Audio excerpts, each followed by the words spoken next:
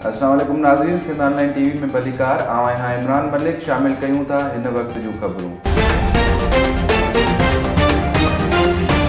नाज़रीन, जीए सिंध क़ौमी पार्टी के मरकज़ी अगवान अल्लाह ॾिनो रहमो जी बेरहमानी क़त्ल ख़िलाफ़ जीए सिंध क़ौमी पार्टी के कारकुनन कादिर बख्श ज़हूर, वक़ार राहू इसरार ज़हूर की अगवानी में प्रेस क्लब आॾो एहतजाजी मुज़ाहिरो कयो वियो। जीए सिंध क़ौमी पार्टी के अगवाननि कादिर बख्श ज़हूर ऐं ॿियनि सख़्त नारेबाज़ी कंदे चयो त अल्लाह ॾिनो रहमो जीए सिंध क़ौमी पार्टी जो मरकज़ी अगवान हो, जंहिंखे 4 ॾींहं अॻु खंभे गुम कयो वियो। सिंध धरती के हक़नि की ॻाल्हि करण तां अल्लाह ॾिनो रहमो ऐं नवाब रहमो के कूड़ो मुक़ाबलो ॼणाए क़त्ल कयो वियो आहे। हुन चयो त पुरअमन क़ौमी कारकुननि जे क़त्ल जी सख़्त मज़म्मत कयूं था। हुन आला अख़्तरनि खां मुतालबो कंदे चयो त क़ौमी पार्टी जे मरकज़ी अगवान अल्लाह ॾिनो रहमो जे बेरहमानी क़त्ल जो नोटिस वठी इंसाफ़ कयो वञे, ॿी सूरत में सख़्त एहतजाज कयो वेंदो।